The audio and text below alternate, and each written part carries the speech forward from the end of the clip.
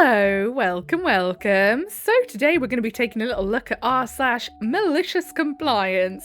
So if that sounds like something you'd be interested in listening to with me today, then please do stick around and enjoy. And don't forget to like and subscribe, thank you. And of course, quick disclaimer, any opinions I give on the post we read today are just opinions. They are not facts, do not need to be taken as such. If you have a different opinion, that is perfectly fine. Do feel free to leave it in the comments below. Just make sure you're keeping it respectful with anyone you do not agree with. There is no need to be a bumhole just because you don't agree. With that being said, let's get into it then, shall we? So, the first post was posted by Dust Cypher X. Manager banned chairs during shifts, so everyone started taking fatigue breaks. See, this is already going to annoy me, I can tell, because I hate it how workplaces, especially retail places, like say if you're behind a counter, you're a cashier, why can you not have a chair? Why do you need to be stood up? What is the point? Like, it's just not normal to be stood for like 4 hours at a time and not be able to take a quick sit down break.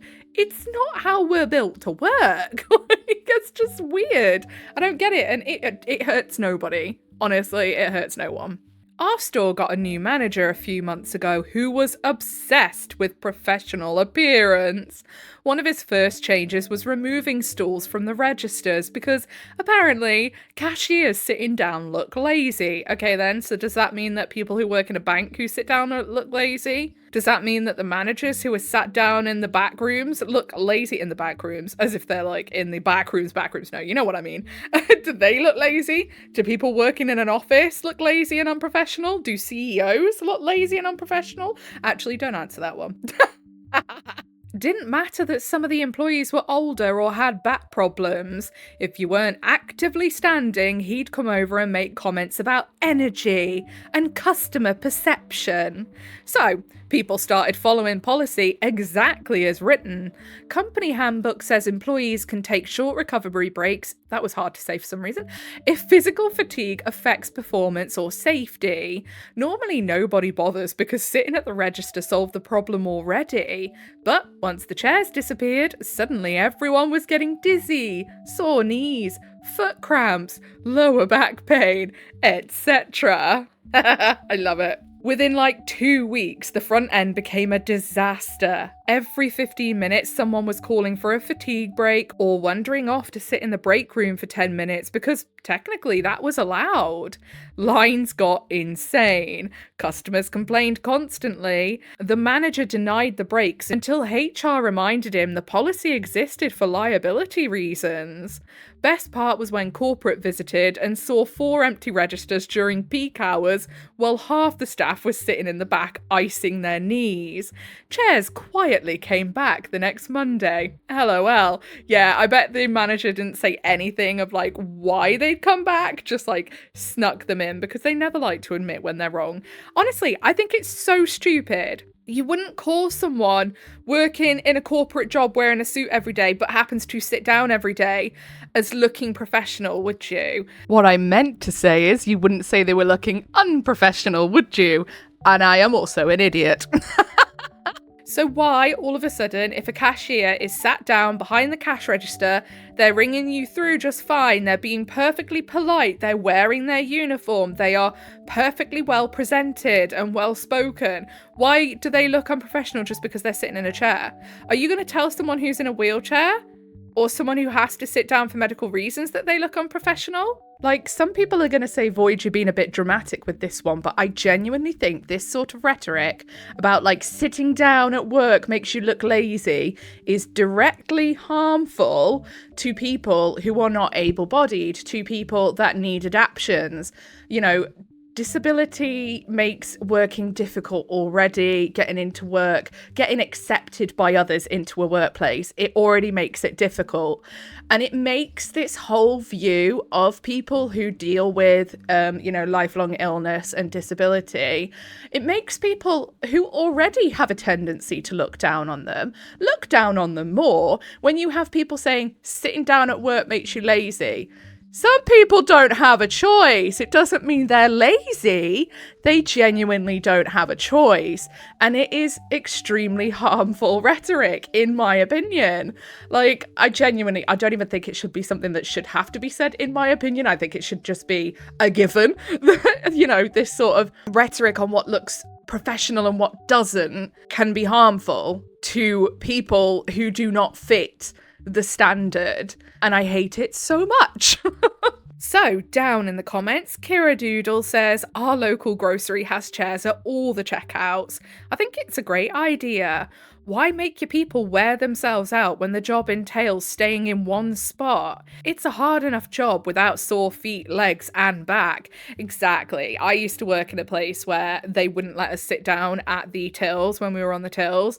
I hated it with a passion because even back then, before a lot of my health issues kicked off, I must have had like the whisperings of it. And back then, I just didn't realize that that's what that was. And I would get so sore all up my back. Like my knees would be so sore. My legs would be just aching so badly. And I'd feel really faint. I'd start to feel really faint. And it was just like torture, standing behind those tills for 4 hours at a time in one spot as well, like this commenter said.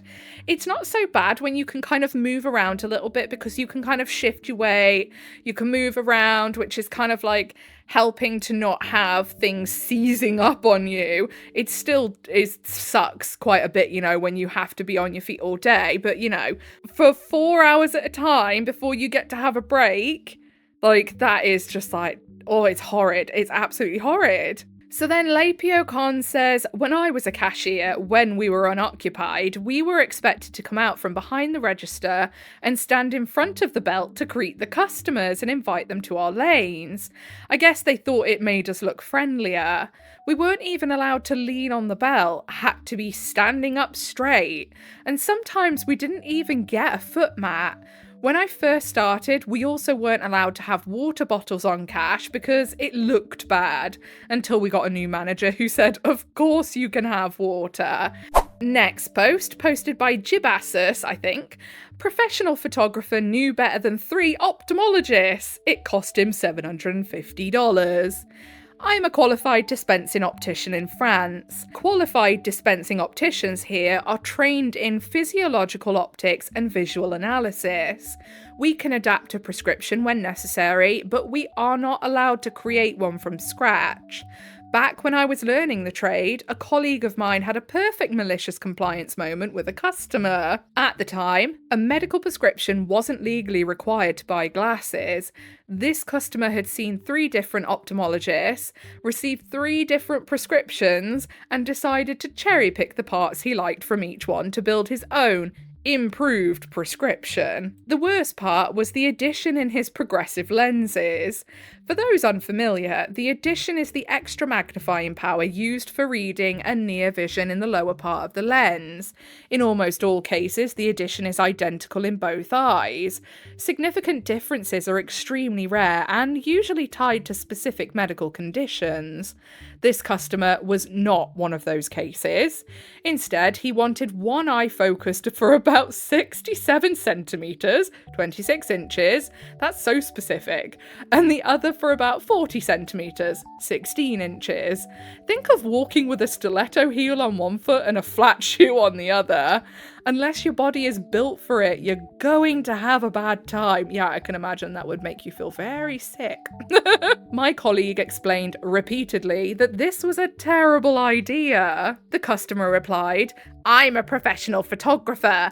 I know optics. Just do what I tell you. I would probably imagine that an optician is somebody who knows a little more than a photographer does when it comes to glasses, but okay. My colleague warned him that our satisfaction guarantee would not apply, strongly advised against it as part of his professional duty, and had him sign a document acknowledging all of it. Remember, he was a licensed optician, not just a salesperson giving an opinion. The customer doubled down. It'll work. I know what I'm doing. So my colleague did exactly what he asked. The lenses arrived, a high-end pair of progressive lenses costing about €750, $850. He put them on. This is incredibly uncomfortable. I can't see properly. Yeah, but that's not normal. Actually, it is. So what are we going to do? We? Nothing. Silence. In the end, we were kind enough to offer a discount on a replacement pair with a sensible prescription. We could technically have used one of our manufacturer adaptation allowances and replaced the lenses at no cost, but those exist for genuine adaptation issues, prescription errors, dispensing errors, or unusual medical circumstances. This was none of those. The lenses were made exactly as ordered and performed exactly as everyone, except the customer, expected them to. Yeah, well, he's wasted his own money and his own time then, hasn't he? Like, I imagine his thought process is, I know about camera lenses, so I obviously know more than the, licensed qualified optician about lenses. But no, mate, funnily enough, eyeball lenses, glasses, lenses for your eyeballs are a whole lot different than the lenses for your flipping camera. So, down in the comments, L Optico says, as a retired master optician and ophthalmic technician, I approve this malicious compliance, and I'm laughing face.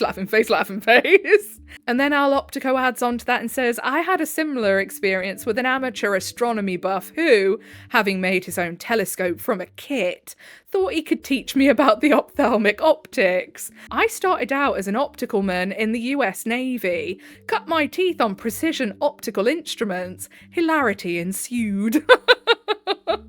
Honestly, I just don't get it. It's like, people don't seem to understand, like, nuance and differences in types of things, like, a lot, I've noticed. Like, someone will say, well, this has got to correlate to that thing because it's the same thing. And it's like, but they're not. They just either have the same name or they're the same kind of things for a different purpose. They don't actually work the same. Like, what is wrong with you? Drives me mad. So, next post posted by Massive Celery 3395. No asking for help anymore to move £600+ Lenin carts. Okay, bet. Now they're paying me workers' comp. I work for a hotel and my chief engineer had a meeting about me asking him for help moving stuff. And essentially he was doing my job. So, my general manager said I am no longer allowed to ask for help. Yesterday, while working, I had to move a £600 and a £760 cart of Lenin. What is Lenin? Someone tell me, I have no idea what that is. I ended up pulling my back out and got sent to the ER.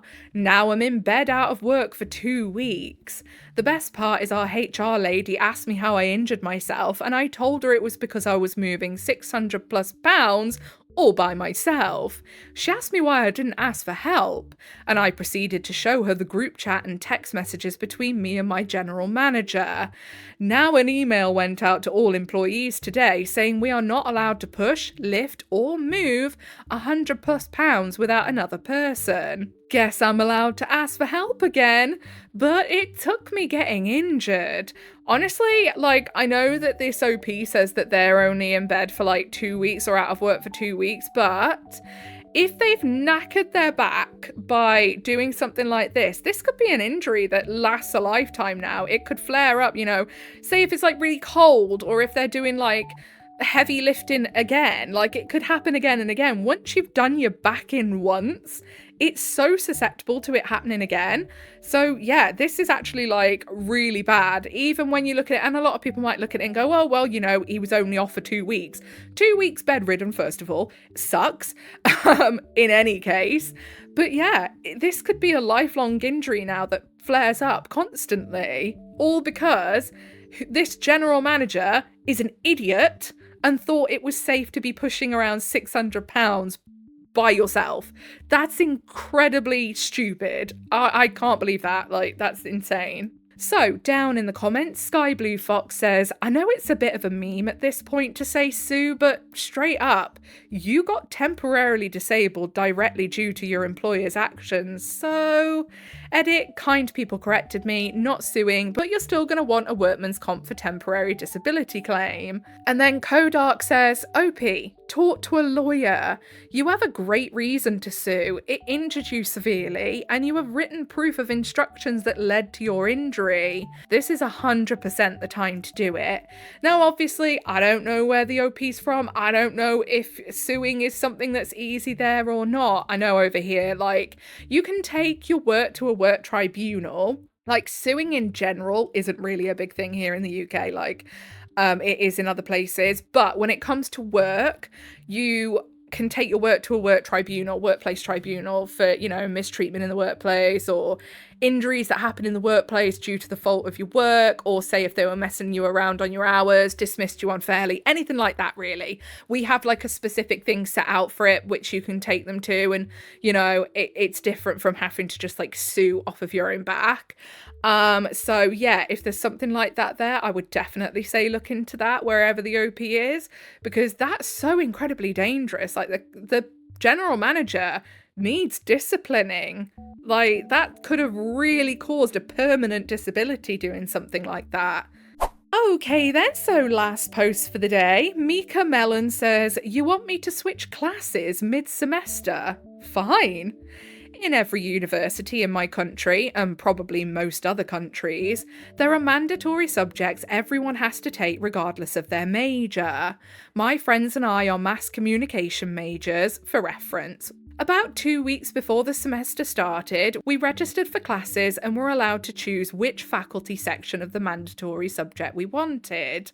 Since the syllabus was identical across faculties, we picked the management faculty's Monday 6 to 8 p.m. class instead of the mass comms faculty's Friday 8 to 10 a.m. class, because it fit our schedules better.